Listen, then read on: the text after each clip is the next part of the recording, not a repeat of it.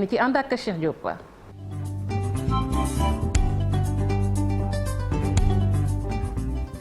Serigne Cheikh nuyu naa la. soxna Fatou Kiné maa ngi lay delloo nuyu bi di la siyaar bu baax a baax nuyu sama mbokku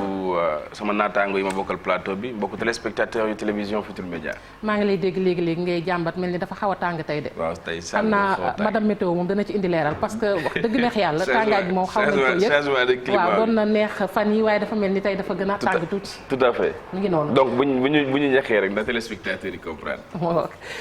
kon yëglekaay Cheikh ñu tàmbali ko ak l'observateur. l'observateur daal day dikkaat bu baax a baax ci jëye ji nga xam ne nag moom moo am ca diwaan bu Touba soxna si lee dafa wan lor bi mu ñëwee di ko wax ki nga xam ne itam moom la doon génnal maanaam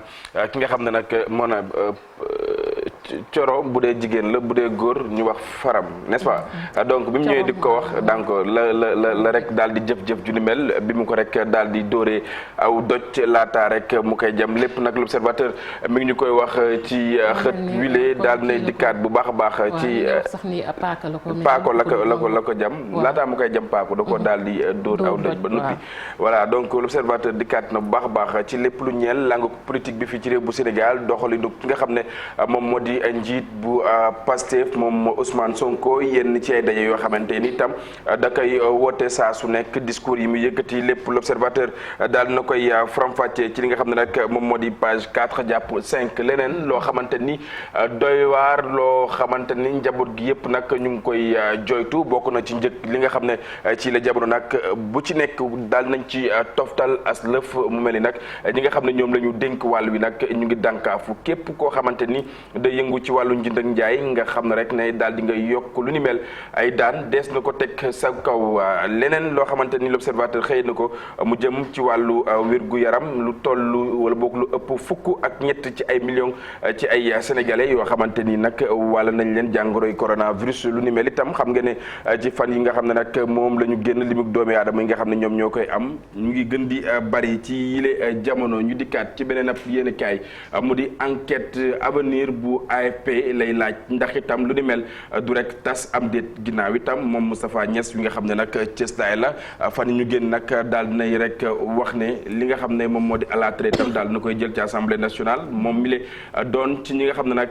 ñoom ñoo sos lu ni mel Fatou Kiné jàppale ca diwaan bu Matam Kolda Saint-Louis foofee nag xar kenn mu ne su ko laal ndax njëg gu cher nga xam ne itam moom la amee ku ko laal ku ne le quotidien dikkaat ba tey ak waxtaan boo xamante ni daal nañ koy séq ak Khalifa Ababacar Sall moom mi nga xam ne moom moo nekkoon jiit bu moomeel bu Ndakaaru daal nay dikkaat ba tey ci ñi nga xam ne ñoom la ñu tegoon yoxo ci manifestation yi ñu weesu la mu xamle mu di aw néewal doole képp dong lañ ci jublu leneen lu mu xamle itam bokk na ci élection législative yi nga xam ne nag moom la ñu dëkkmal la mu xamle mu di ñoom ci seen bopp dañuy taxawee ca kanam ca diwaan bu Sikicoor ak itam Bignona itam wax na ci lépp lu ñeel languk politique bi ñu àddu ci beneen ab yéenekaay mu di Le Soleil dikkaat bu baax a baax ci lépp lu ñeel wàllu mbay mi fii ci réew bu Sénégal gis nga ko moom njiit bu réew mi daal di rek nekk ci li nga xam ne moom moo di tool yi jàppal PRACAS daal di nay wuute li nga xam ne nag moom moo remplacé Passad lu ni mel rek la daal di xëy fësal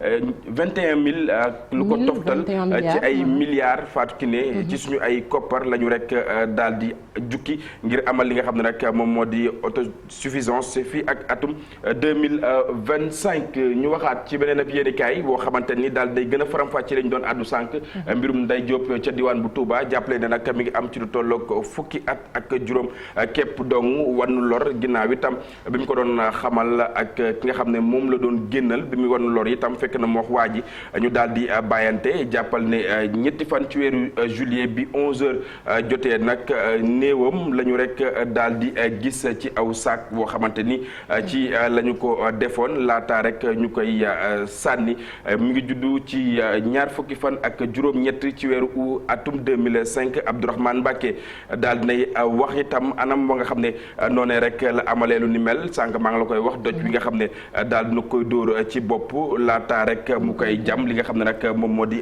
paaka bi fu yem mook fi nga xam ne moom moo di loos bi Ndeye Diop itam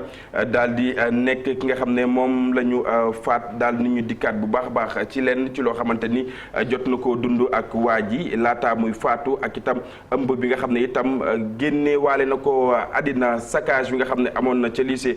diwaan bu Yoff jàppal ne nag conseil wu discipline bi nag ci la jamono ma ngay sàkku ñu daal di dàq fukk ak juróom-benn ci ay élèves yi ñu jort nag ñoom laale nañ ci mbir mu ni mel Fatou Kiné lu ni mel itam jur coow lu rëy ci réew mi rawatina réseaux sociaux yi booba ak léegi ñu ci addu parents d'élèves yi itam di ci wax tribune dikkaat ba tey ci lépp lu soxal démarrage wu campagne bi ni ki dibeer wi nga xam ne nag moom la ñu dëgmal ku mooy wul itam yenn ci ay jàmmaarloo des na ko nemmeeku ci ay nervi yi lu ni mel la tribune daal di xëy fësal mbirum Ndeye Diop itam daal na ci addu bu baax a baax ñu addu ci leneen mu di Walf Quotidien troisième mandat mu ñeel président Macky Sall APR ci la jamono itam mi ngi wër foo xamante ni rek day xàll ngir am yoon boo xamante ni day gën a leer mi ngi ci li nga xam ne nag moom moo di page 3 bu Walf Quotidien bataille contre le régime ñii lay nga xam ne nag booba ak léegi mayuñu gouvernement bu Sénégal dara maanaam ñi nga xam ne ñoom ñoo féete ci mouvance présidentielle ci yenn ci yoo xamante ni itam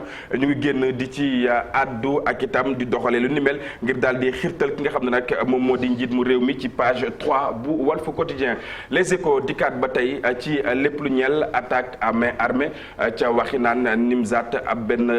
gangster moo yenn ci ay defkatu ñaawteef ñoom ñoo nag takk woon jaaju ba dëgër ngir rek daal di cong li nga xam ne moom moo di base bu projet BRT bi ñoom itam ginnaaw bi ñu demee di lëñbët lu ni mel fekkuñu fa ay koppar waaye jàppal ne daal nañuy jéng ka nga xam ne itam moom la ñu njëkk dajel ngir rek daal di mën a def li nga xam ne itam moom moo di seen ak jëf bañ ca noppi itam lañ dekk daal di sàcc benn pick-up daal di dem ak moom Fatou Kiné ci de jamono itam yoon mi ngi amal liggéeyam bu baax a baax ci li nga xam ne nag moom moo di wàllu wi situation wu marché public wu premier trimestre atum 2022 731 marché ñi nga xam ne itam daal nañ koy lancé mu ñeel li nga xam ne nag 227 millions lépp au total maanaam bu ñu tënkee lu ni mel ci page 5 bu Les Échos ñu àddu itam ci beneen ab yéenekaay mu di laas itam dikkaat ba tey ci Benno Bokk Yaakaar ci jamono yi nga xam ne nag ñu ngi dëkkmal élection législative yi fanweeri fan ak benn ci weer wi nga xam ne itam moom la ñu nekk ñenn ci ñoo xamante ni ñu ngi leen di jël rek mu leen di fekki laas moom moo gisee lu ni mel ñu wutali beneen ab yéenekaay bés bi le jour dikkaat ba tey ci mbirum ki nga xam ne nag moom moo di Ndeye Diop mi nga xam ne itam dafa wanu lor wax ko ki nga xam ne moom la doon génnal ci yooyu la jamono àddu nañ ci ñi nga xam ne itam dañuy sëy ci farata yàlla sunnas Muhammad te duñu am li nga xam ne moom moo di ak leer daal dañ ciy def itam aw l'enquête wu yaa ay pourcentage yoo xamante ni itam daal nañ koy fësal 14 jàpp 20% yu couple yi nag ci la jamono ñu ngi jànkonteel lu ni mel mu mel ni nag bu ñii di def leneen ñee ñu ngay sàkku la nga xam ne itam ñee bëgg nañ koo yàq Fatou Kiné mu mel ni àdduna muy lim bu jéggi dayoo téeméer boo jël fukk ak ñeent jàpp ñaar fukk ya Vox Populi dikkaat ba tey ci Yewwi Askan Wi nga xam ne itam se réveille à Ziguinchor maanaam diwaan bu Ziguinchor départ à l'assaut la rek daal di xëy fësal ci xët bu njëkk wile disparition moom mi le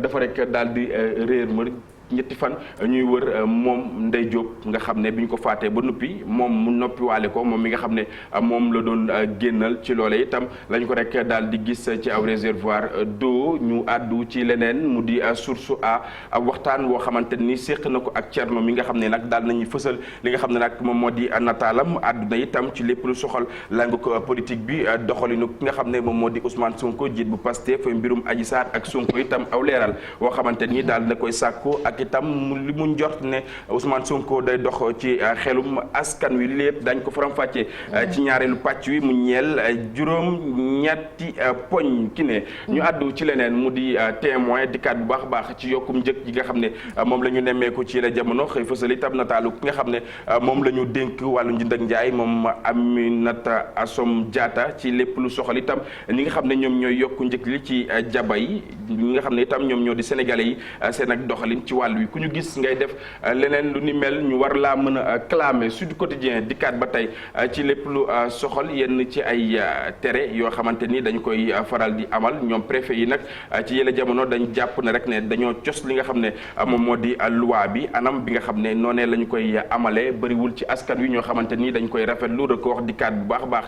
ci li nga xam ne nag moom moo di départuk Gana Gueye ak itam Diallo ci yële jamono mi ngi gën a leer doomu réew yu Sénégal yi lee ñu àddu ci beneen ab yéenekaay ab waxtaan woo xamante ni itam daal nañ koy jukki mu ñeel Sadio Mané wax na itam engagement bi nga xam ne amoon na ko bi ñuy amal Coupe d'Afrique des Nations li nga xam ne itam moom moo di mébétam ci lépp lu ñeel wàllu tàggat yaram daal nañ koy fësal daañ ko gën a faram-fàccee mu ñeel ñeenti poñ yoo xamante ni nag stade daal da ci dikkaat bu baax a baax suñu làmb la ñu koy jeexalee ki ne mu dikkaat bu baax a baax ci combat Balla Gaye 2 ak itam Gris Bordeaux wi nga xam ne nam nañ koo amal ci juróom-ñaari fan ci weeru août wi nga xam ne itam moom la ñu dëkkmal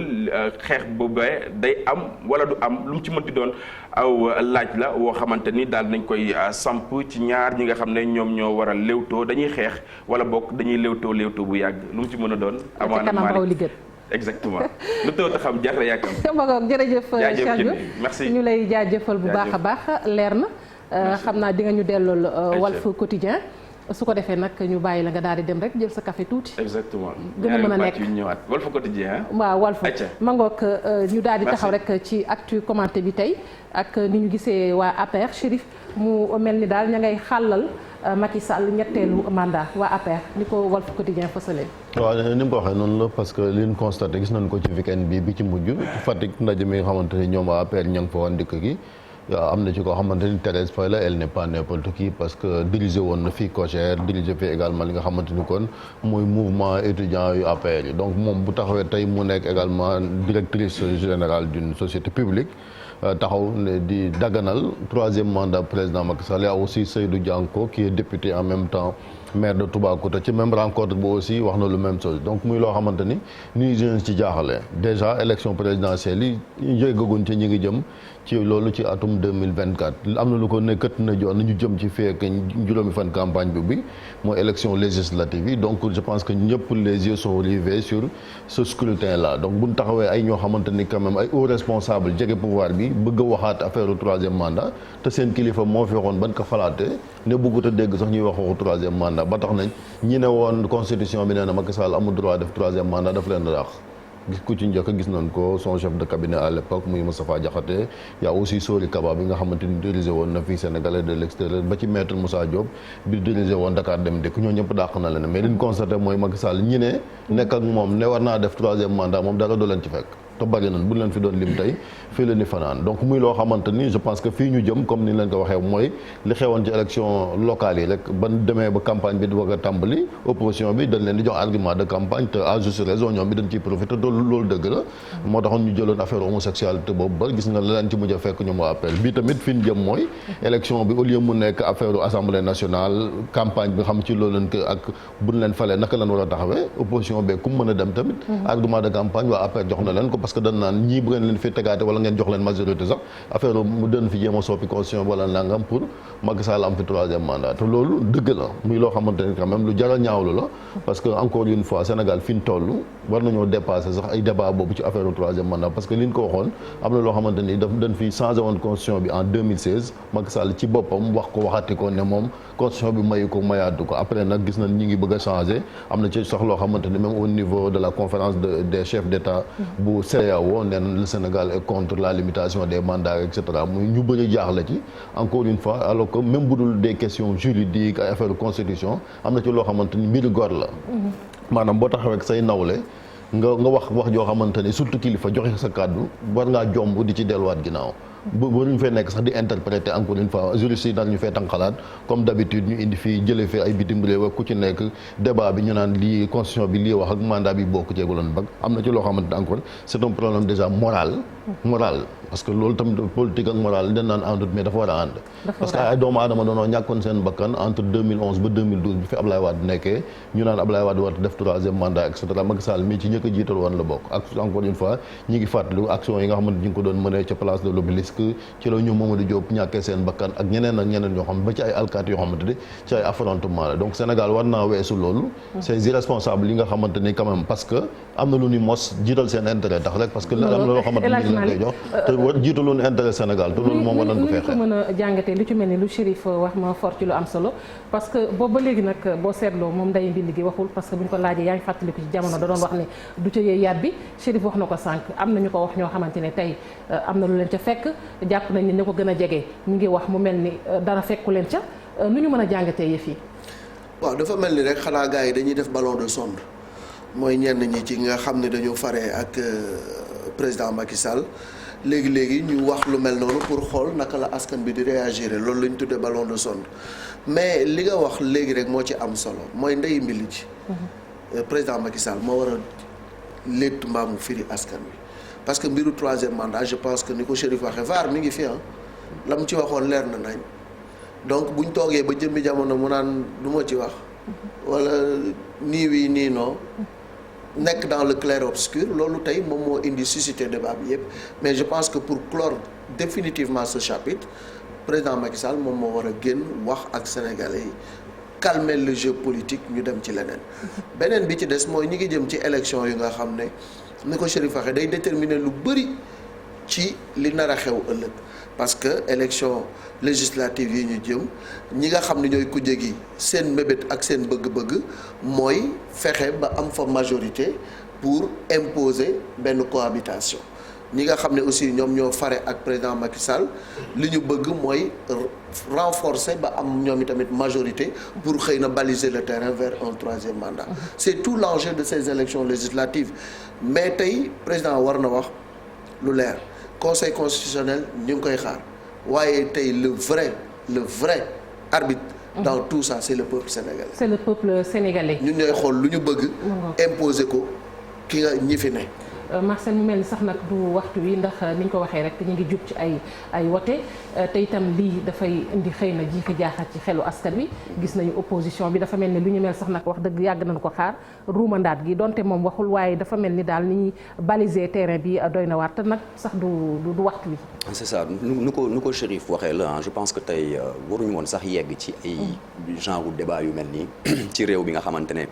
quand même la lutte a été féroce ci wàllu troisième mandat donc Macky y compris bokkoon na ci ñu ñuy naan gor ba ca wax ba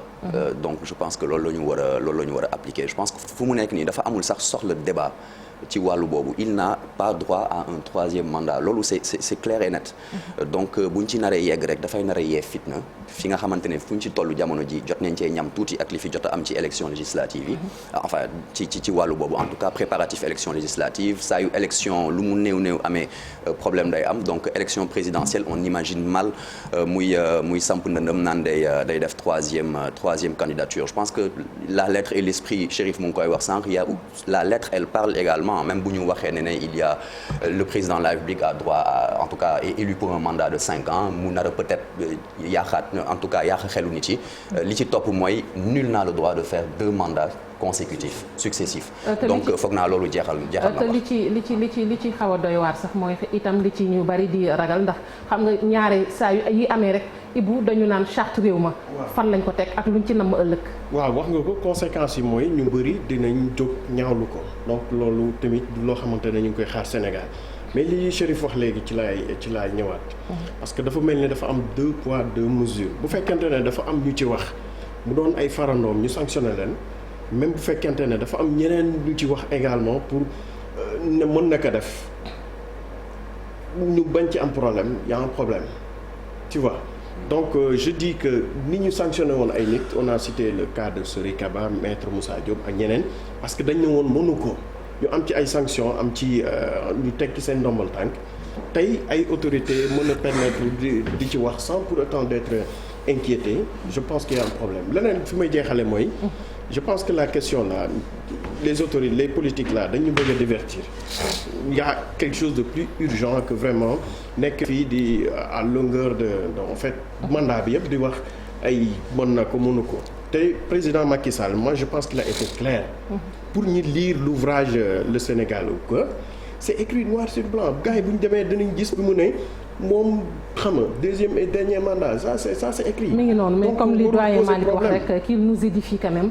sur la écrit. situation Mangok di fàttali nag ay studio Fall dina fi teew ci kanam tuuti ngir jàngatu bis bi dañuy daal di jàll léegi ci un jour au Sénégal un jour dans le monde.